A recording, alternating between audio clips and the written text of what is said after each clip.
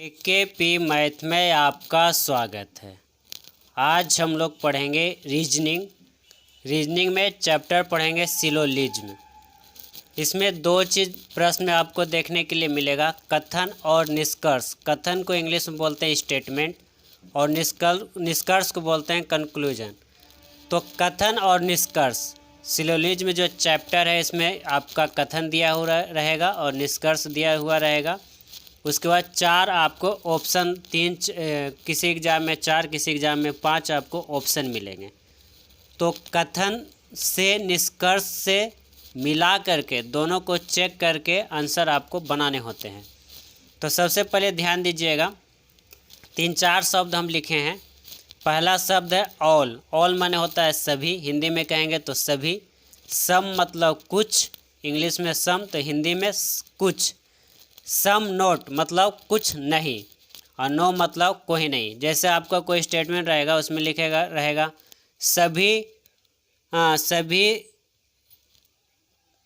सभी आदमी काले हैं, तो वहाँ पर रहेगा सभी का मतलब समझेंगे ऑल मैन, ठीक है। सभी पौधे आम के हैं, तो ऑल मैंगो ट्रीज। इस तरह से सभी मतलब ऑल पूरा। सम मतलब रहेगा तो वहाँ कुछ। सम नोट मतलब कुछ नहीं। नो मतलब कोई नहीं। नो मैन मतलब कोई, नो मैन इज़ देयर, तो वहाँ कोई आदमी नहीं, यहाँ कोई आदमी नहीं है। सिंपली कोई आदमी मतलब कुछ भी नहीं है, ठीक है। कुछ नहीं और कोई नहीं में दो अंतर मिलेगा। सम नोट मतलब कुछ नहीं और नो मतलब बिल्कुल ही नहीं, ठीक है। तो चलिए, ये 4 शब्द आपको रखना है ध्यान में। और सिलोजिज्म किसको कहते हैं तो ध्यान दीजिएगा। सिलोजिज्म का अर्थ होता है अनुमान के आधार पर तर्क को पूरा करना। अगर हम सिलोजिज्म को समझें चले, अगर कोई पूछ दिया सिलोजिज्म क्या है, सिलोजिज्म चैप्टर पढ़ रहे हो, सिलोजिज्म है क्या, तो सीधा सी बोलेंगे सिलोजिज्म का हिंदी होता है न्याय हैं। तो सिलोजिज्म का अर्थ होता है अनुमान के आधार पर, अनुमान के आधार पर तर्क को पूरा करना। अनुमान के आधार पर तर्क को पूरा करना। जैसे आपका कथन दिया रहेगा और निष्कर्ष दिया रहेगा, तो आप अनुमान के आधार पर ही क्या करना है, उसको निष्कर्ष को बनाना होगा, निष्कर्ष निकालना होगा, कंक्लूजन को निकालना होता है। तो अगर दूसरी भाषा में इसे कहें तो हम कह सकते हैं 2 या 2 से अधिक दिए गए कथनों के आधार पर निष्कर्ष निकालना क्या कहलाता है, सिलोजिज्म कहलाता है, न्याय कहलाता है। अब सिलोजिज्म को हम देखेंगे तो सिलोजिज्म में मेनली 2 तरह के प्रश्न आपको मिलेंगे। एक होगा यूनिवर्सल और दूसरा पार्टिकुलर। तो यूनिवर्सल में भी आप देखेंगे तो 2 तरह के आपको मिल जाएंगे। उसमें रहेगा अफर्मेटिव। अफर्मेटिव मतलब पॉजिटिव वे में और नेगेटिव मतलब नकारात्मक रूप से। अफर्मेटिव सकारात्मक रूप से, पॉजिटिव रूप से, और नेगेटिव नकारात्मक रूप से। अब पॉजिटिव कैसे समझेंगे, जैसे कह दिया सभी, ऑल मतलब वो पॉजिटिव के सेंस में है, कह दिया कोई नहीं तो नेगेटिव के सेंस में है।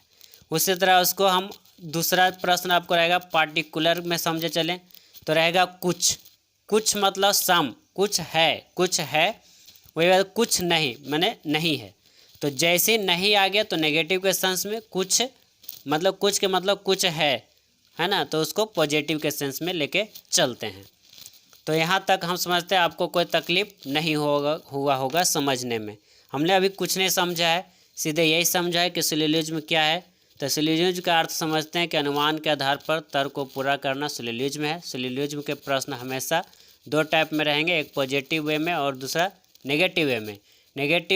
पॉजिटिव में आपको 1-2 उदाहरण दिया, जैसे सब, सभी, कुछ, इस तरह से रहेगा तो पॉजिटिव में रहेगा। जैसे नहीं आ गया, कोई नहीं, कुछ नहीं, तो नेगेटिव में चले जाएंगे। बस इतनी सी बात अभी तक हम लोग देखे हैं। और 3-4 शब्द आपको हिंदी उसको आपको पता ही होगा। ऑल माने सभी, सम मतलब कुछ, सम नोट मतलब कुछ नहीं, नो मतलब कोई नहीं। अब आगे बढ़ते हैं। अभी आप देख रहे हैं एक एग्जाम्पल के रूप में आपको प्रश्न देखने के लिए मिल रहा है। इस टाइप के आपको सिलोजिज्म के प्रश्न रहते हैं। जैसे कि सभी आदमी पागल है, ये आपका कथन है। और राम आदमी है, ये आपका कथन के रूप में दिया गया है। निष्कर्ष दिया है राम पागल है उसके बाद 4 आपके ऑप्शन मिलेंगे, उसको हल करना होता है। तो ये एक सिलोजिज्म में इस टाइप के प्रश्न होते हैं। इसको हम अभी बनाने नहीं जा रहे हैं, ना आपको बनाने के लिए अभी सिखाने जा रहे हैं। हम पहले कंसेप्ट को डेवलप करेंगे, चीज़ों को समझेंगे, फिर हम प्रश्न पर चलेंगे। तो मेनली आप स्टार्ट करते हैं कि सिलोजिज्म है क्या। चलिए आप देखिए, आपका एक स्टेटमेंट को हम ST मतलब शॉर्ट में लिखेंगे, क्योंकि उतना लिखना कथन है ना। तो आप शॉर्ट में समझिए, ST लिखा हुआ है मैंने, स्टेटमेंट दिया हुआ है, और कंक्लूजन के CON शॉर्ट में हम लिखेंगे, ठीक है। तो स्टेटमेंट आपको दिया है ऑल A आर B, मतलब क्या हो गया, सभी A B हैं, सभी A B हैं। तो वेन डायग्राम आपने पढ़ा है, वेन डायग्राम में ग्राफ अगर इसको बनाने के लिए कह दिया कि ऑल A आर B, तो अगर आप ग्राफ में इसको करेंगे तो कैसे करेंगे, तो मान ले E जो A है, ठीक, ध्यान से देखिएगा, EA है। अब कह रहा है ऑल माने सभी A आर B, सभी जो A हैं B हैं, तो B के अंदर में सब क्या आ जाएगा, A आ जाएगा, B के अंदर में सब A है, ऑल A आर B। तो इस तरह के डायग्राम बनेगा।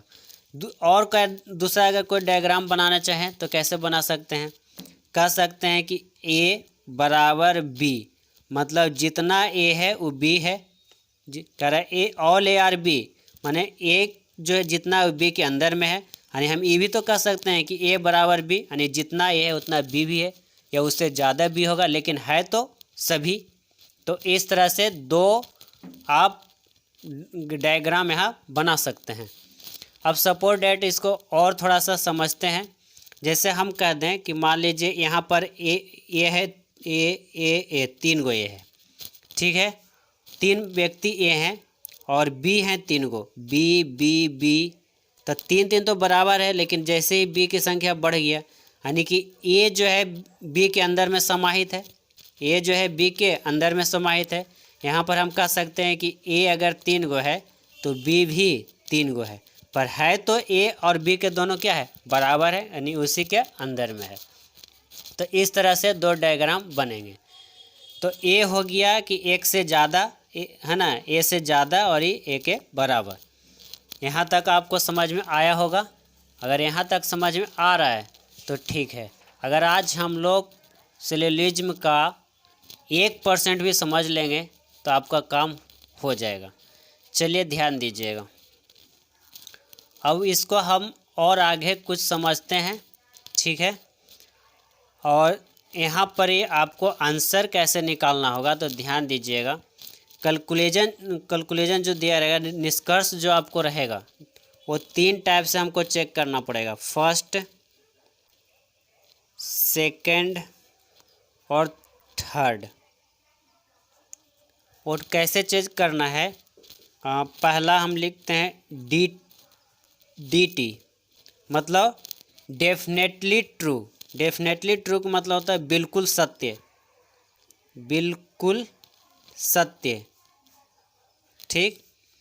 और दूसरा लिखते हैं डेफिनेटली फॉल्स, माने बिल्कुल गलत, बिल्कुल गलत। और तीसरा लिखते हैं CS,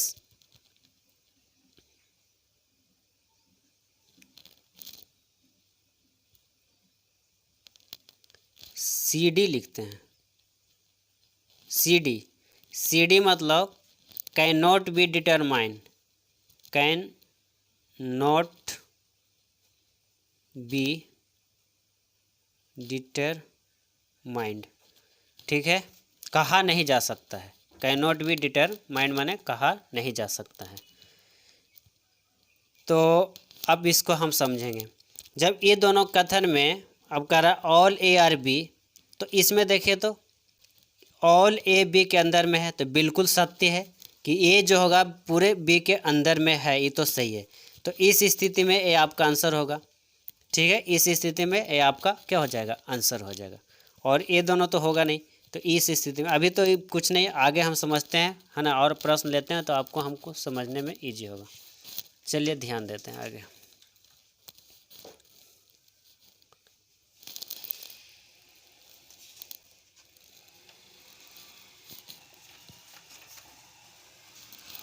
आपका इस टाइप के प्रश्न हैं, ध्यान दीजिए। जैसे एक स्टेटमेंट लिए हैं और कंक्लूजन भी लिए हैं, कथन और निष्कर्ष दोनों है।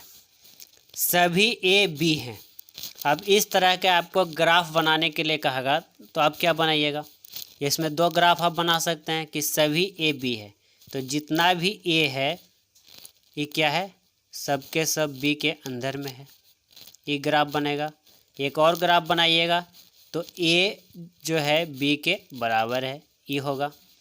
अब आपका निष्कर्ष क्या कह रहा है कि सभी बी ए हैं। अब चेक करिए, सभी बी ए हैं तो जितना भी बी है ए हैं, जितना भी बी है वो ए है।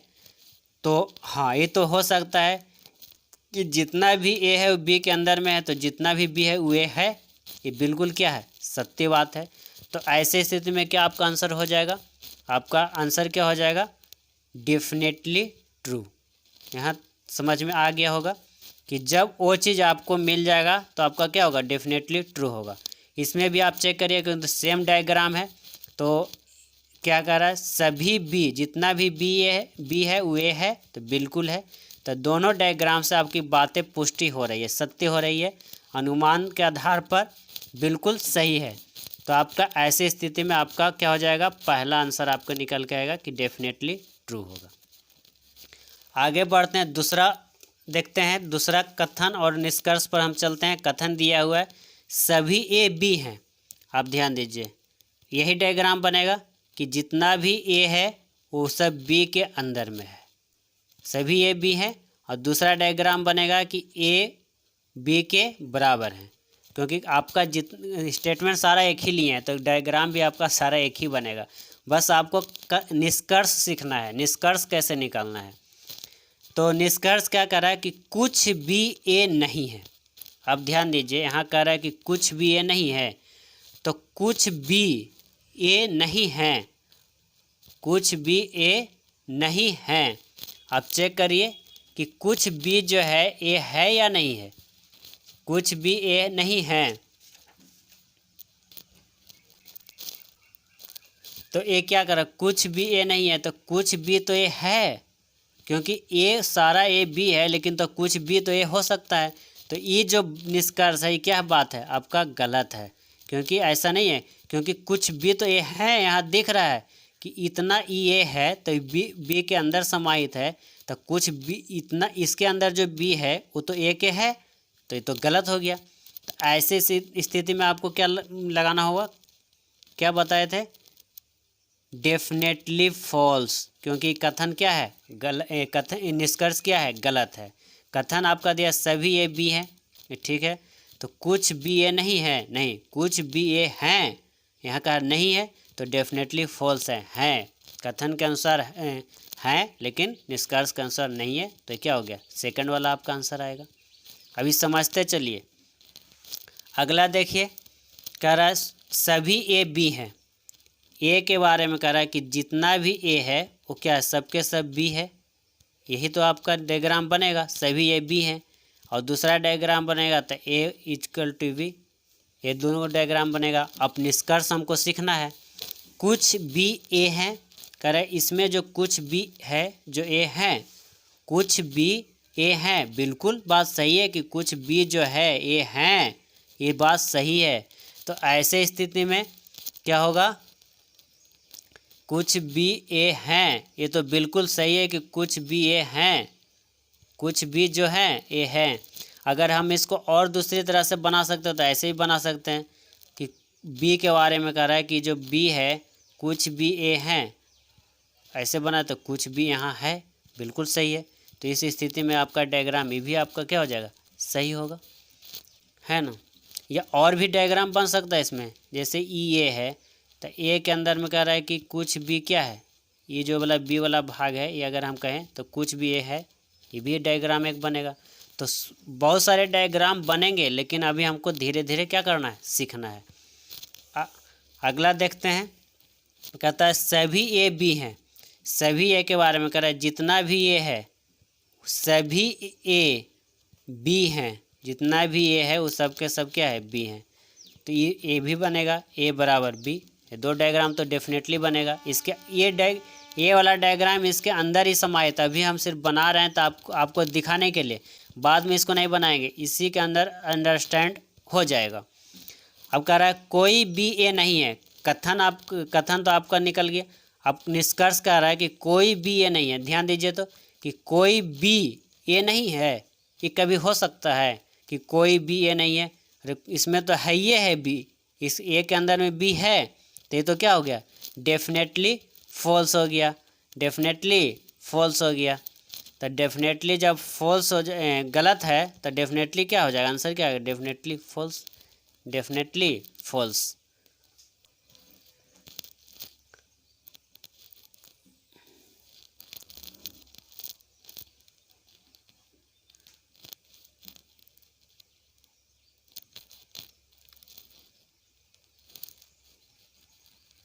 ठीक है, तो ये 4 हम लोग निष्कर्ष को सीखे हैं। ये आपको करना क्या है, ये 4 टाइप का जो आपको कथन आपका निष्कर्ष दिया गया है, ये चारों को आप 2 बार वीडियो को देखिएगा और इसको डायग्राम को, ग्राफ को समझने का कोशिश करना है। आज हम लोग कुछ पढ़े नहीं है सिलोजिज्म का, बिल्कुल उसको तो स्टार्ट भी नहीं किए हैं। आज पार्ट 1 में हम इतना ही देखेंगे, क्योंकि 15 मिनट से ऊपर हो गया, तो 15 मिनट से ऊपर के बाद हम तो वीडियो बनाएंगे ही नहीं, क्योंकि हमको 15 मिनट ही पढ़ना है और तरीके से पढ़ना है। इससे ज़्यादा माने माइंड को ज़्यादा तकलीफ़ नहीं देना है। आज के लिए इतना ही। वीडियो को लाइक कीजिए, शेयर कीजिए और सब्सक्राइब कीजिए और मेरे साथ बने रहिए। अगर आपको सिलोजिज्म चैप्टर अच्छी तरह सीखना है तो मेरे साथ बने रहिए। 2-3 वीडियो में आपका सिलोजिज्म चैप्टर ख़त्म हो जाएंगे। उसके बाद दुनिया के जितना भी आपके पास बुक हैं आप उठाइएगा और बनाइएगा, बेधड़क धड़ाधड़ आपका प्रश्न बनेंगे। ठीक है, तो आज के लिए इतना ही। वीडियो को लाइक कीजिए, शेयर कीजिए और सब्सक्राइब कीजिए। धन्यवाद।